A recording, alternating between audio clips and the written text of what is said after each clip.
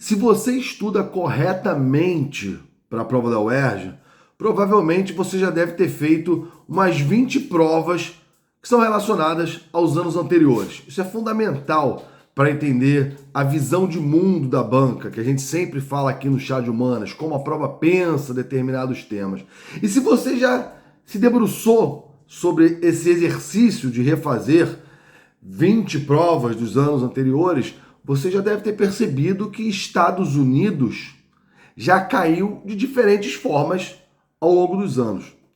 É ano de eleição, mas não é só por isso que Estados Unidos pode aparecer na prova. A gente vive um momento no mundo onde a eleição nos Estados Unidos pode mudar várias coisas. A eleição dos Estados Unidos vai modificar, pode ter modificações com relação à guerra na Palestina. A eleição dos Estados Unidos pode afetar a guerra que está acontecendo na Ucrânia. Lembrando, o ex-presidente Donald Trump, ele curte o Putin. Você sabia disso? É engraçado, né? Um presidente norte-americano que curte um presidente russo.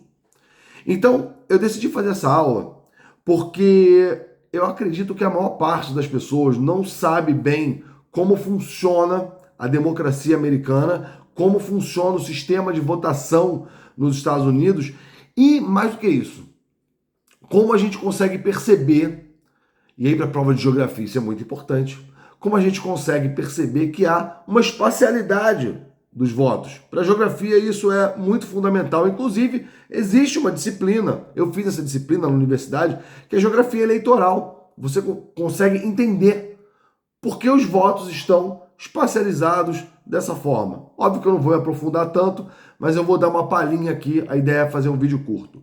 Sextou com chá, vamos falar sobre eleições americanas.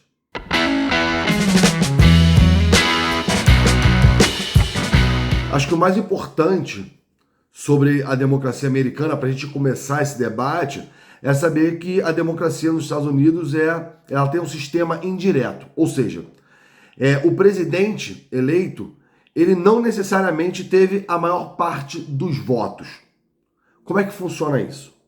Cada estado, cada um dos 50 estados, tem um número de delegados. Esse número de delegados, ele está associado à quantidade de pessoas que vivem naquele estado. Então, vai ser uma coisa proporcional, né? Estados, por exemplo, de pensar alguns que eu sei, Califórnia, né? A Califórnia tem muita gente. A Califórnia tem 55 delegados, né? Outros estados, tipo um estado mais conservador, tipo Texas. O Texas tem bastante gente também, e tem 38 delegados. Outros estados, né? Tipo Montana, que não tem quase ninguém, tem 6 delegados. Então, o que acontece é o seguinte, em todos os estados, o Partido Democrata e o Partido Republicano, no caso das eleições desse ano, das eleições passadas, o Partido Democrata com Biden e o Partido Republicano com Trump, cada um deles vai ser disputado em cada um desses estados, tá? Então imagina que na Califórnia, que é um estado tradicionalmente democrata, então tradicionalmente vai votar no Biden, isso é uma coisa já meio que dada, o Biden tenha mais votos do que o Donald Trump. Beleza, isso é normal. Mas o Biden não vai ter aqueles tantos milhões de votos que votaram nele. Ele vai ter 55 delegados. E aí o Donald Trump provavelmente vai ganhar no Texas, porque sempre ganha no Texas o Partido Republicano. Então, o Texas vai dar para o Trump 38 delegados, né? Então, a lógica é que é uma democracia indireta. Teve o caso, inclusive, da Hillary Clinton, que teve mais votos do que o Trump em 2016, mas não ganhou as eleições porque o Donald Trump teve o maior número de delegados, tá? Para conseguir a vitória, você precisa de 270 delegados. Beleza, isso aí é como funciona, é importante pra caramba.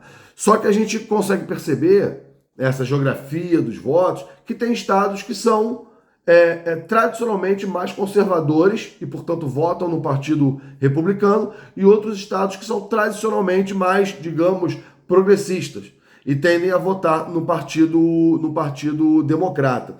Então você vai pegar, né, assim, a Califórnia é um estado progressista. Então, como eu tinha falado, sempre vota no Partido Democrata. O Texas é um estado mais conservador e aí tende a votar normalmente nos republicanos. Nova York é mais progressista. Quando você pega esses estados, agora vamos fazer um pouco da geografia. Os estados do sul dos Estados Unidos, eles são mais conservadores.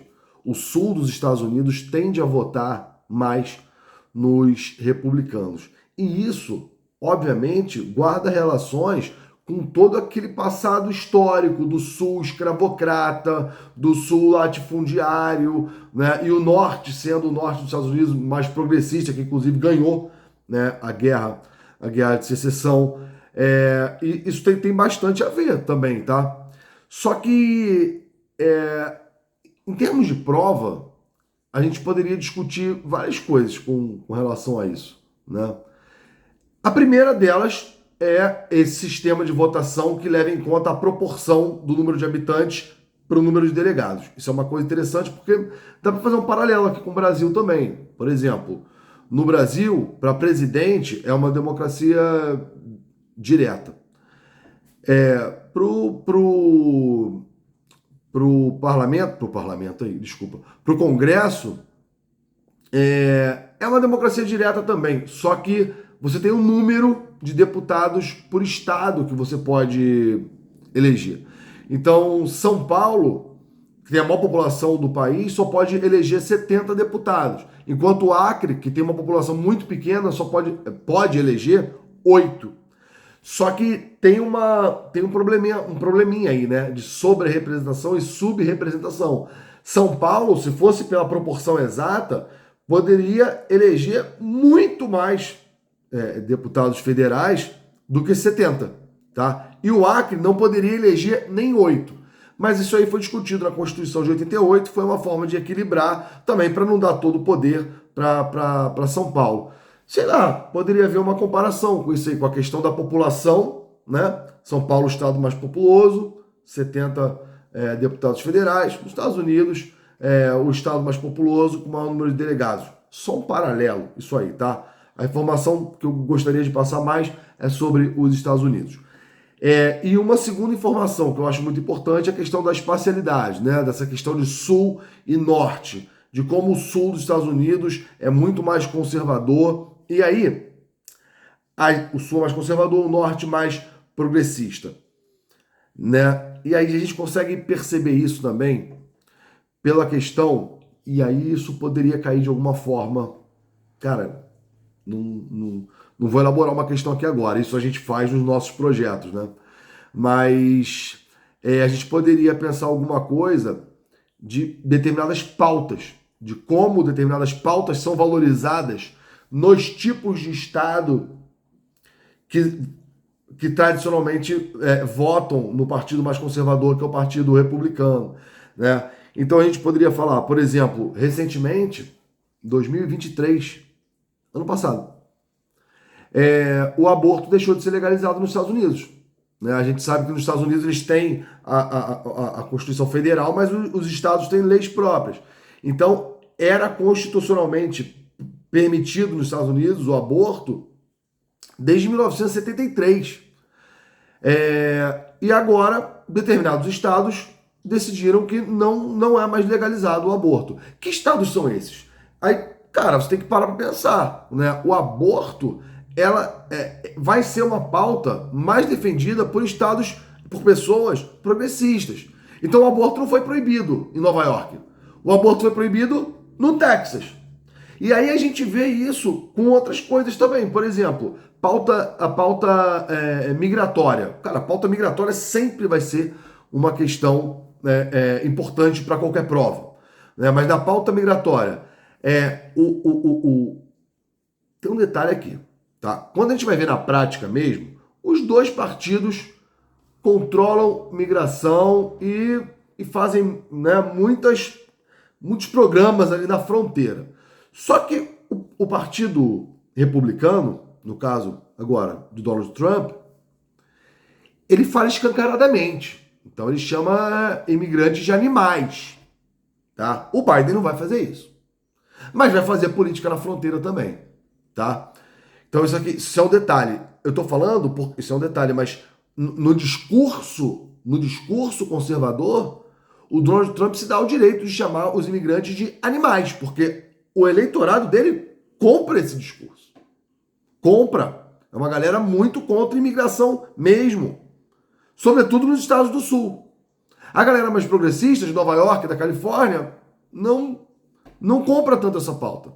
Por isso eles sempre perdem, os republicanos perdem nesses estados. Tá? E tem outras coisas também, né? Por exemplo, sei lá, pena de morte. Eu não sei de cabeça também os estados que têm pena de morte, mas provavelmente são os estados mais conservadores. Outra questão, deixa eu pensar, questão de porte de armas, né? Que o porte de armas ele costuma ser mais associado, né?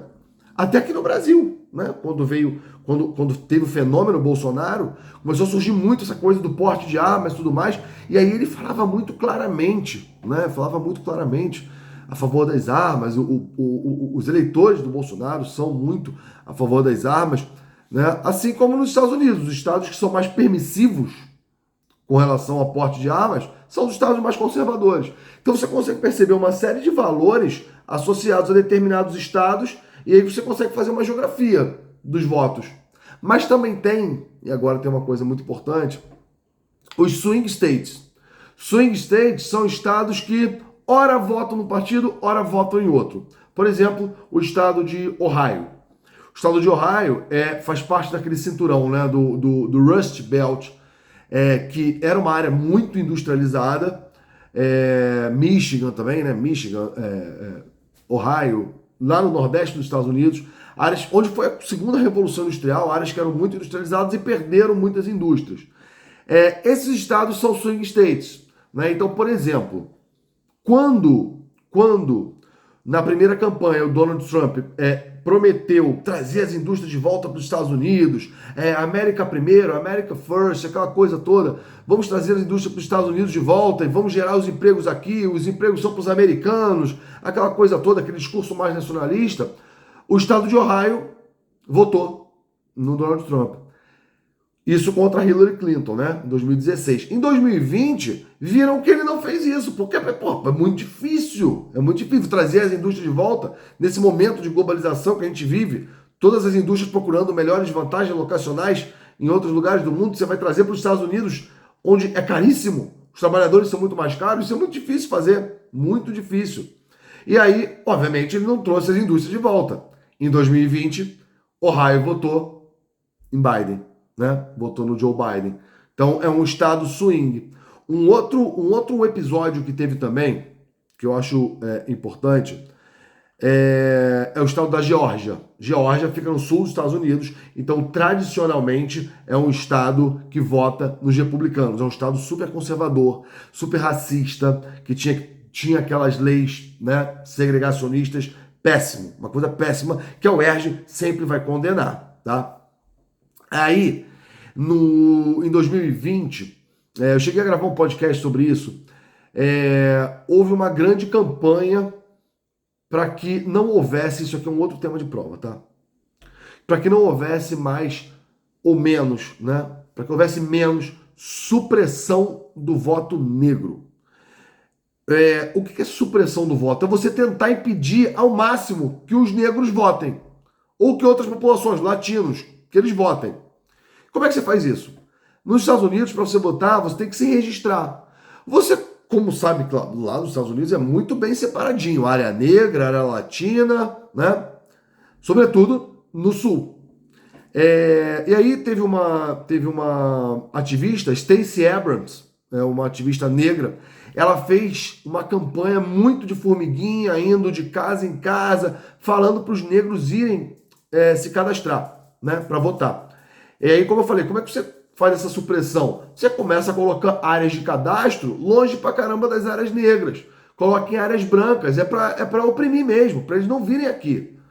Então o nome disso é supressão do voto. A Stacey Abrams, ela fez um grande trabalho, né, conscientizou as pessoas, trabalho de formiguinha mesmo. E cara, os negros foram votar. A conclusão é que na Geórgia, que é historicamente um lugar conservador, que vota nos republicanos, eles votaram nos democratas. Então, isso assim, seria uma boa questão de prova também, falando da supressão do voto negro. Gente, quantas questões já caíram sobre racismo? Porque isso, se você ainda não entendeu, é racismo muito, tá? Então, eu vou fechar o vídeo aqui, tá? Eu só queria fazer esse panorama aqui de como funcionam as eleições nos Estados Unidos e dar algumas informações relevantes que eu considero importantes para qualquer prova de vestibular. Meu nome é Vitor Maurício e até o próximo Sextou com Chá. Vou ficando por aqui, valeu!